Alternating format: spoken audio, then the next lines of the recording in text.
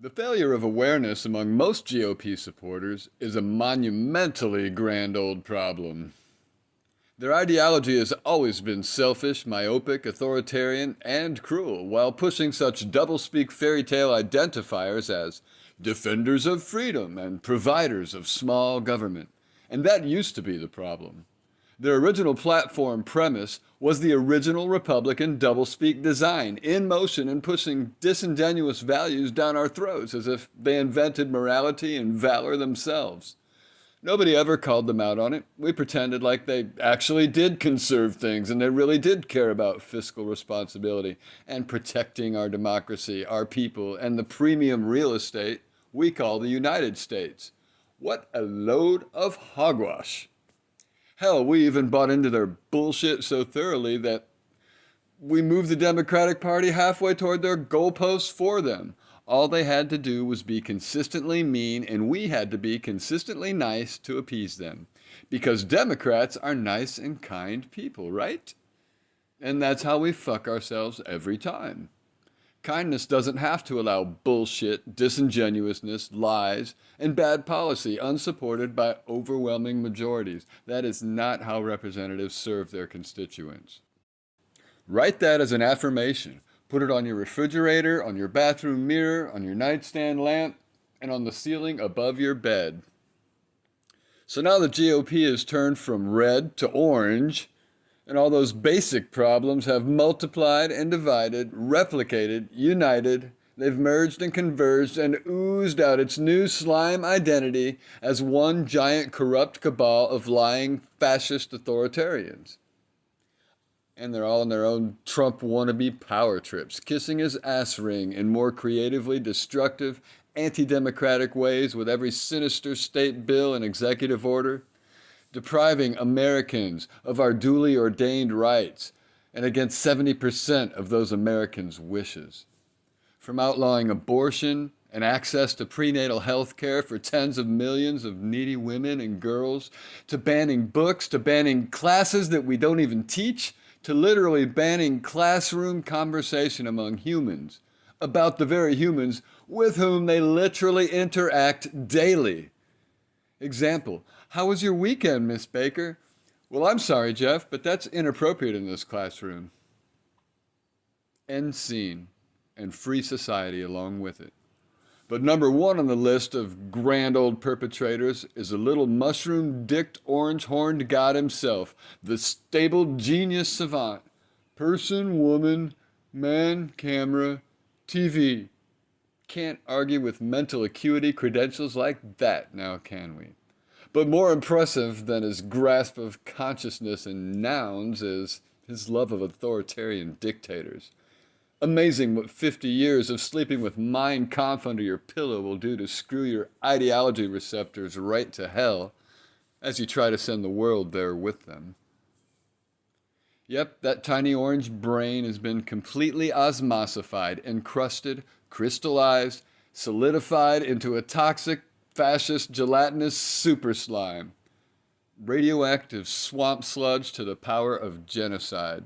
See, Trump loves Putin. Putin kills dissidents. Putin kills innocents. Putin kills innocents. Putin kills women and children and men.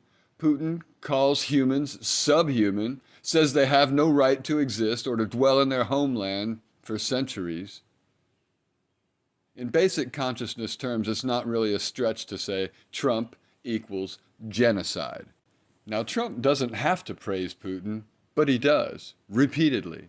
Even since Vlad's been a currently active genocidal maniac on global display. He's mass murdered a few times before, and that's never bothered Trump either.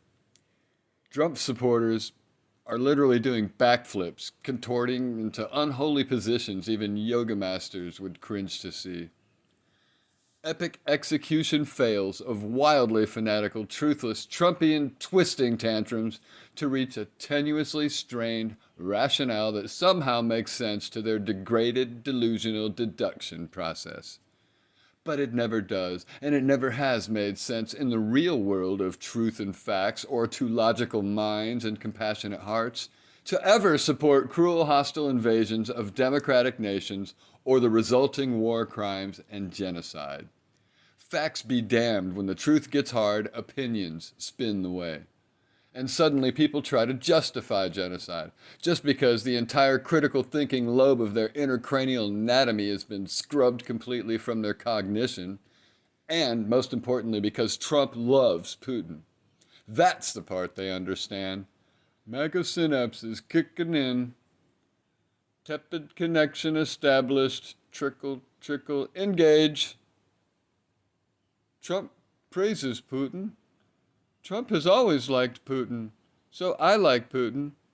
And no matter what Trump-Putin does, since I like Trump-Putin, I cannot be wrong. Therefore, I am right, and you are a communist. As painful as that might be, you need to read that about 5 times. That is literally the entire logic process applied to every issue presented to a Trump supporter. Serious brainwash propaganda damage. Dangerous fucking fascist insanity. It's happening right now in real time, right before our eyes, in our very homes, on our televisions, and our school board meetings, in our legislative halls, breaking and hardening our hearts and minds. Here's some seriously depressing food for thought. If their mango glazed garbage god didn't love Putin, they probably would be against Putin and genocide right now. We all know that's the logical truth, but even they can't admit it, and they can't figure it out to admit it.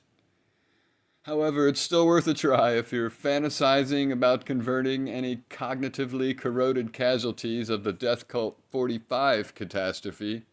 Ask them, if Trump never existed, would you still support Putin on his genocidal murder spree? Asking for a friend.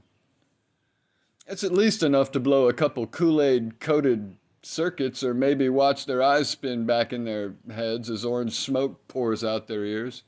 You're likely to get a, but what about Hillary's emails or Hunter's laptop? Or are you better off today than you were bullshit? And you may faintly hear a sad, distant voice explaining, this call cannot be completed. Please hang up and try again, or try your operator for assistance.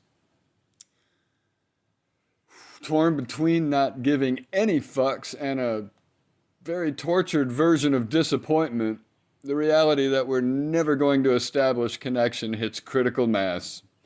No denying the unavoidable truth that we're dealing with a human dial tone and a couple of beeps.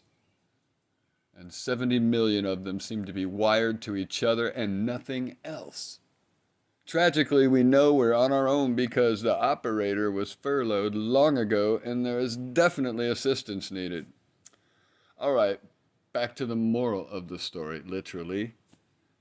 One cannot be for Trump and against genocide. This is an incongruous equation, an exponentially oxymoron, an untenable and unjustifiable position.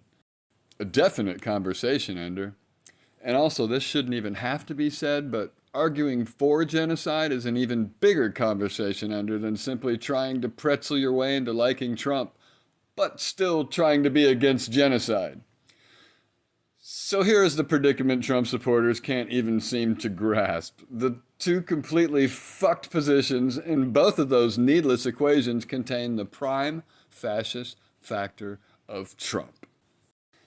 Here's how the typical Trump-Putin genocide supporter conversation ends up with me these days, give or take a few expletives and adjective placements. I can't communicate with cognitive dissonance, and when you try to speak after that, people like me will just get louder and angrier and ever more incredulous with each stupid word you blather thereafter. Not because you're intensely wrong and I'm by default right, but because with every stupid thing you might say, all I see are dead humans strewn across lovely middle-class bombed-out neighborhoods and dumped in piles, with a death count ever rising, disproving every ignorant, oblivious assertion you make. Let me say that again.